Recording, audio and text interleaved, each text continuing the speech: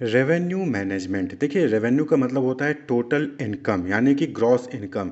कोई भी ऑर्गेनाइजेशन है वो अपने गुड्स को, अपने सर्विसेज को प्रोवाइड करके जो भी पैसा अर्न कर रही है, जो भी मनी अर्न कर रही है, उसको हम रेवेन्यू कहते हैं। क्लियर। और कोई भी ऑर्गेनाइजेशन होगी वो चाहेगी कि उसके कंपनी की रेवेन्यू, यानी कि उसका ग्रॉस इनकम जो है, जो टोटल इनकम है वो ग्रो करे, वो इंक्रीज करे। क्लियर। तो उसी को मैनेज करना, रेवेन्यू को मैनेज करना ही रेवेन्यू मैनेजमेंट कहलाता है। तो revenue management can be defined as a business strategy used to maximize revenue by selling the product at the right price to right consumer at the right time। तो revenue management क्या हो गया? एक business strategy हो गया, जहां पर जो ऑर्गेनाइजेशन है वो क्या करती हैं, उनकी कोशिश होती है वो अपने रेवेन्यू को मैक्सिमाइज करें, अपने टोटल इनकम को इंक्रीज करें। कैसे इंक्रीज करेंगे? By selling the product to right at right price. जो प्रोडक्ट है, जो गुड्स है, सर्विसेज है, उसको राइट प्राइस पे, राइट कस्टमर को राइट टाइम पे सेल करके। आपने एयरलाइंस को देखा होगा, तो वहाँ पर आपने देखा होगा कि अगर आप एयरलाइन की टिकट, जो फ्लाइट की टिकट है, उसको जब बहुत पहले एडवांस में बुकिंग कराते हैं तो आपको सस्ता मिलेगा, लेकिन अगर आप जो है एक दो दिन पहले बुक कराएंगे तो आपको महंगा मिलता है। क्लियर। इसी तरीके से जो है आप पिक्चर हॉल में, मूवी हॉल में देखेंगे तो वहाँ पर क्या होता है कि पीछे की सीट्स की जो प्राइसेस होती हैं वो ज़्यादा होती हैं, लेकिन आगे की सीट्स की प्राइसेस क्या होती हैं? कम होती हैं। तो ये क्यों होता है? ये रेवेन्यू मैनेजमेंट का ही एक स्ट्रेटजी है। यहाँ पर होता क्या है कि सबको पता है कि आगे की सीट्स को लोग प्रीफर नहीं करते हैं। क्लियर। प्रीफर नहीं करते, तो ऐसे में वो सीट्स खाली चली जाए, इससे अच्छा है कि कम पैसे चार्ज करके जो है उस सीट्स को जो है कस्टमर को सेल कर दें, तो कुछ ना कुछ तो रेवेन्यू आएगा, कुछ ना कुछ तो इनकम जनरेट होगी। क्लियर। इसी तरीके से एयरलाइंस को भी पता है कि अगर आप एक दो दिन पहले फ्लाइट को बुक करें, यानी कि कहीं ना कहीं आपकी कोई ना कोई अर्जेंसी होगी और आप जो है उसको जरूर ही परचेज करोगे, तो ऐसे में जो है उसको आपसे ज़्यादा प्राइस चार्ज करके आप जो है रेवेन्यू को इंक्रीज करते हैं। तो रेवेन्यू मैनेजमेंट, तो यहाँ पर जो ऑर्गेनाइजेशन होता है उनका मेन मोटिव होता है कि वो रेवेन्यू को इंक्रीज करें, मैक्सिमाइज करें, सही प्राइसिंग करके, सही कस्टमर को सही प्रोडक्ट देकर। क्लियर। तो यही चीज़ रेवेन्यू मैनेजमेंट कहलाती है। तो इसको हम कहते हैं रेवेन्यू ऑप्टिमाइजेशन भी कहीं कहीं पर कहते हैं। तो it is the optimising the revenue by predicting and responding to change in demand, यानी कि डिमांड में क्या चेंजेस हो सकते हैं आगे चल के, उसको पहले ही प्रिडिक्ट करके जब हम प्राइसिंग सही तरीके से करते हैं, कस्टमर को प्रोडक्ट प्रोवाइड करते हैं, तो वही चीज़ रेवेन्यू मैनेजमेंट कहलाती है। क्लियर। तो यहाँ पर क्या हो रहा है कि यहाँ पर हम रेवेन्यू को ऑप्टिमाइज करते हैं, रेवेन्यू को मैक्सिमाइज करते हैं by predicting and responding to change in demand. हमको पता है कि आगे चल के इस चीज़ की डिमांड बढ़ने वाली है, तो आपको अप्रोप्रिएट प्राइस जो है वहाँ पर चार्ज करना है कस्टमर से। क्लियर। आपको पता है कि आपके पास जो है इन्वेंट्री ज़्यादा हो गई है और कस्टमर अपने आप से जाके परचेज नहीं करेगा, तो आप वहाँ पर सेल्स प्रमोशन स्टार्ट कर देते हो, आप डिस्काउंट्स देना स्टार्ट कर देते हो, बाई वन गेट वन वाला स्कीम लगा देते हो। क्लियर। तो रेवेन्यू मैनेजमेंट, तो यहाँ पर जो है डिफरेंट मेथड का, डिफरेंट स्ट्रेटजीज का, टेक्निक का इस्तेमाल करके ऑर्गेनाइजेशन अपने रेवेन्यू को मैक्सिमाइज करती है। तो revenue is maximised by understanding the factors that influence demand, consumer behaviour, market trend, competitive landscape. Clear. तो रेवेन्यू कैसे मैक्सिमाइज किया जा सकता है? जब ऑर्गेनाइजेशन है वो कस्टमर की डिमांड को समझेंगे कि कस्टमर कब ज़्यादा डिमांड करता है, कब कम परचेज कर रहा है, कंज्यूमर का बिहेवियर कैसा है, उसके टेस्ट और प्रेफरेंसेस कहते हैं, मार्केट में क्या ट्रेंड चल रहा है, कॉम्पिटिटर जो है वो क्या स्ट्रेटजीज अपना रहा है। इन सब चीज़ों को जब आप समझ जाओगे, ऑर्गेनाइजेशन जब समझ जाती है, तो फिर जो है वो उसके जरिए रेवेन्यू को मैक्सिमाइज कर सकती है। कैसे? क्योंकि इन सब चीज़ों को समझ के जो है वो अप्रोप्रिएट सही प्राइसिंग कर सकती है अपने प्रोडक्ट का। भाई आपको पता है कि कस्टमर जो भी प्राइस आप चार्ज कर रहे हो उस पर जो है कस्टमर प्रोडक्ट परचेज नहीं कर रहा है, तो आप डिक्रीज करिए प्राइस को। क्लियर। इसी तरीके से आपको पता है कि ये सीजन आने वाला है, उस सीजन में कस्टमर जरूर प्रोडक्ट परचेज करेगा, चाहे जितनी भी प्राइस का हो, तो आप प्राइस को वहां पर इंक्रीज कर सकते हैं। तो यहां पर प्राइस को एडजस्ट किया जाता है। रेवेन्यू मैनेजमेंट में सही टाइम पे सही कस्टमर के लिए सही प्राइसिंग करना ही रेवेन्यू मैनेजमेंट कहलाता है। क्लियर। जो आगे की सीट है, आपको पता है कि आगे की सीट जो है वहां पर कस्टमर नहीं प्रीफर करेगा, तो आप वहां पे प्राइस कम चार्ज करिए। लेकिन आप ध्यान दीजिएगा कि कुछ ऐसी मूवीज होती हैं, ब्लॉकबस्टर मूवीज होती हैं, बड़ी मूवीज होती हैं, जिसको देखने के लिए कस्टमर जो है कोई भी सीट मिलेगी वो परचेज कर लेता है। क्लियर। तो ऐसे केस में वो आप मूवी हॉल में देखेंगे कि ऐसे केस में चाहे पीछे सीट लीजिए चाहे आगे सीट लीजिए, प्राइसिंग सेम होती है। क्लियर। तो यही रेवेन्यू मैनेजमेंट होता है कि कब कौन सी मूवी के लिए आगे वाली सीट्स को कम प्राइस चार्ज करना होगा, जो है सेम प्राइस चार्ज करना है, ये चीज़ डिसाइड करना होगा और इसको पहले से ही प्रिडिक्ट करना होता है। क्लियर। तो रेवेन्यू मैनेजमेंट, अपने रेवेन्यू को, अपने इनकम को इंक्रीज करना है, और ये इंक्रीज कैसे होगा? सही समय पर सही कस्टमर को सही प्राइस चार्ज करके। क्लियर।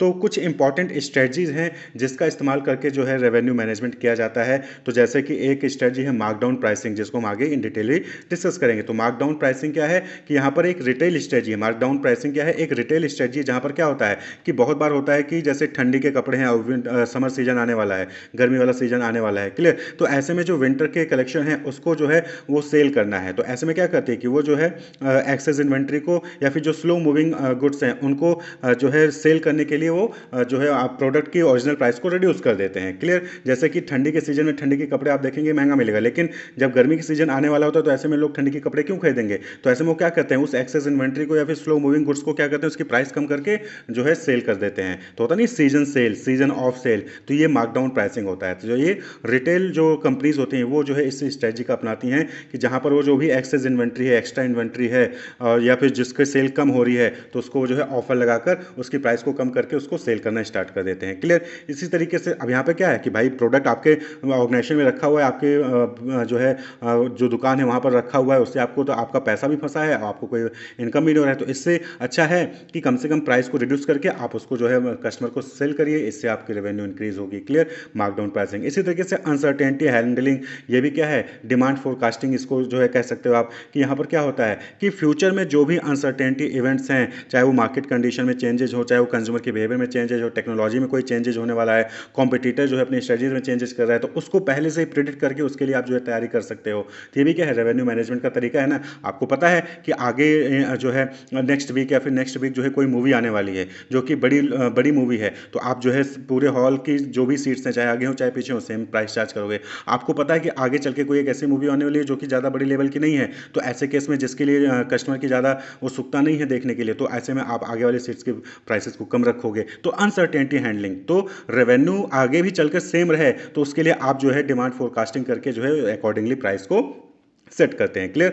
कस्टमर सेगमेंटेशन, अब भाई सारे कस्टमर जो है एक ही इनकम ग्रुप के तो होते नहीं हैं, एक ही जो है एजुकेशन लेवल के नहीं होते, सेम पर्सनैलिटी के नहीं होते हैं, तो इसलिए जो है डिफरेंट सेगमेंट के लोगों के लिए आप जो है डिफरेंट प्राइस और क्वालिटी वहाँ पर प्रोवाइड करिए जो है कस्टमर को, जिससे आपका रेवेन्यू इंक्रीज होता रहता है। जैसे कि कार के सेगमेंट में देखिए तो लग्जरी कार है तो सब लोग लग्जरी कार तो परचेज नहीं कर सकते ना, इसलिए जो है वहाँ पर लोअर सेगमेंट की कार भी जो है आपको मिल जाती हैं। सेम कार है लेकिन आपको उसमें फीचर्स एक्स्ट्रा देकर महंगे में दिया जाता है और फीचर्स कम करके आपको सस्ते में भी मिल जाता है वहाँ पर, तो कस्टमर सेगमेंटेशन ये भी एक तरीका है जिससे रेवेन्यू को मैनेज किया जा सकता है। यानी कि यहाँ पर क्या होता है कि ये नहीं कि मतलब कि आपके दुकान पे आ गया तो वो खाली हाथ ना जाए, उसको कुछ ना कुछ आप सेल करके दीजिए। तो कार लेना है तो महंगे वाले जिनके पास ज़्यादा इनकम है वो भी महंगी वाली कार परचेज कर सकते हैं, जिनके पास इनकम कम है वो भी कार परचेज कर सकते हैं, तो इससे रेवेन्यू आएगी ऑर्गेनाइजेशन को, क्लियर। इसी तरीके से अगली स्ट्रेटजी है that is price skimming. Price skimming में क्या है कि एक स्ट्रेटजी जहाँ पर बिजनेस जब कोई नया प्रोडक्ट लॉन्च करती है तो शुरुआत में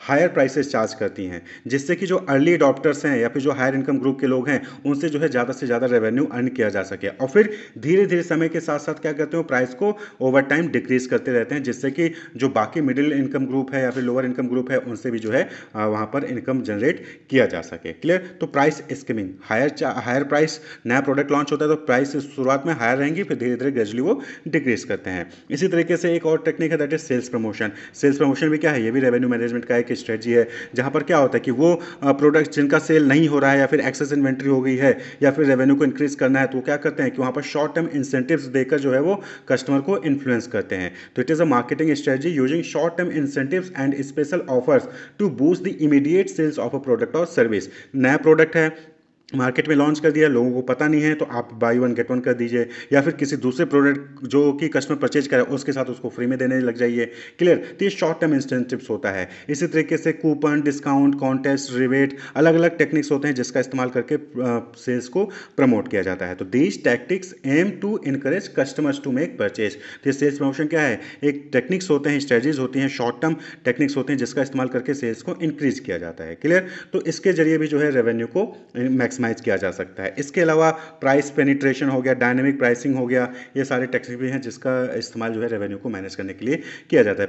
प्राइस पेनिट्रेशन में क्या है कि यहाँ पर जो नया प्रोडक्ट है उसको आप लो प्राइस पे ही रखते हो, भाई लो प्राइस है तो लोग खरीदेंगे, तो प्राइस पेनिट्रेशन। इसी तरीके से डायनेमिक प्राइसिंग, यानी कि समय के हिसाब से, सिचुएशन के हिसाब से, कस्टमर की डिमांड के हिसाब से, सीजन के हिसाब से प्राइसिंग को आप चेंज करते रहते हो, तो डायनेमिक प्राइसिंग, इससे भी रेवेन्यू को मैनेज किया जाता है, क्लियर। तो ये कुछ स्ट्रेटजी है जिसके जरिए रेवेन्यू को मैनेज किया जाता है, यानी कि रेवेन्यू को मैक्सिमाइज किया जाता है। रेवेन्यू कम ना हो, इनकम कम ना हो, इनकम ग्रो ही करे, क्लियर। इनकम हमेशा इंक्रीजिंग लेवल पर रहे।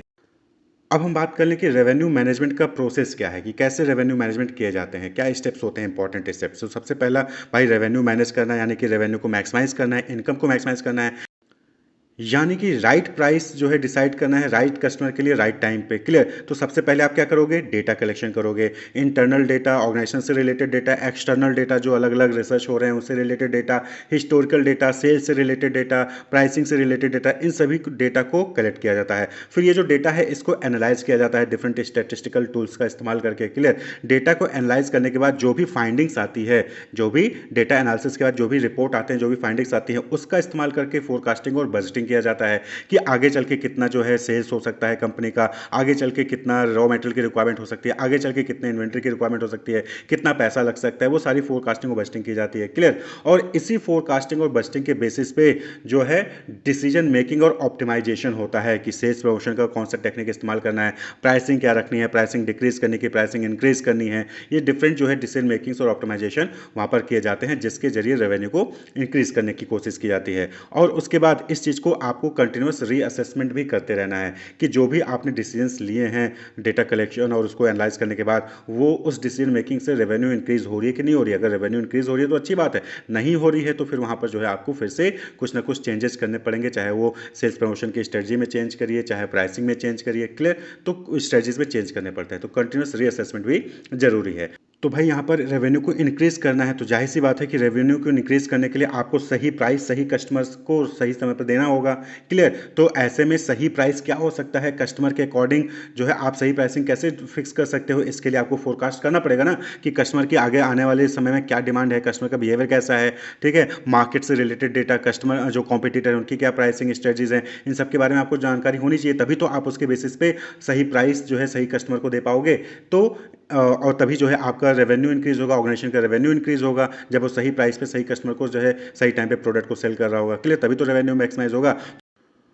तो इसीलिए जो है सबसे पहले डेटा को एनालाइज किया जाता है, डेटा एनालिसिस के बाद जो भी रिपोर्ट आती है, जो भी फाइंडिंग्स आती है, उसके बेसिस पे जो है वहाँ पर फोरकास्टिंग और बजटिंग की जाती है और डिसीजन मेकिंग लिया जाता है कि क्या करना है, कितना प्राइस चार्ज करना है, किस कस्टमर सेगमेंट से कितना प्राइस चार्ज करना है, सेल्स प्रमोशन का कौन सा मेथड लगाना है जिससे कि रेवेन्यू इनकम इंक्रीज हो। क्लियर? तो बात कर लें इंपॉर्टेंस की, तो इंपॉर्टेंस आप समझ गए होंगे। तो चार इंपॉर्टेंट जो है इंपॉर्टेंस है रेवेन्यू मैनेजमेंट का, दैट इज इंक्रीज रेवेन्यू। भाई जाहिर सी बात है कि जब आप रेवेन्यू को सही तरीके से मैनेज करोगे तो रेवेन्यू जो है, जो इनकम है, ग्रॉस इनकम है, टोटल इनकम है ऑर्गेनाइजेशन का, वो इंक्रीज करेगा। और जब ग्रॉस इनकम इंक्रीज करेगा तो बट ऑब्वियस होता है कि प्रॉफिटेबिलिटी भी जो है वो कंपनी की ऑर्गेनाइजेशन की इंक्रीज करेगी। रेवेन्यू और प्रॉफिट दोनों ही डिफरेंट चीज़ है। रेवेन्यू यानी कि सभी गुड्स को सेल करके कितना इनकम आया। क्लियर? आप जो है उस गुड्स को बनाने में खर्चा तो लगा होगा ना, तो जब उस खर्चे को जो भी एक्सपेंसेस है जब उसको माइनस कर देते हो टोटल इनकम से तो जो आता है वो प्रॉफिट होता है। क्लियर? तो प्रॉफिटेबिलिटी भी इंक्रीज होगी और जब प्रॉफिटेबिलिटी इंक्रीज होगी तो कॉम्पिटिटिव एडवांटेज भी आपको मार्केट में मिलेगा और ऑर्गेनाइजेशन का ओवरऑल ग्रोथ भी होगा। क्लियर? तो ये रेवेन्यू मैनेजमेंट के कुछ इंपॉर्टेंट हैं। तो होप आपको समझ में आ गया कि क्या रेवेन्यू मैनेजमेंट होता है। Wish you all the best, keep watching.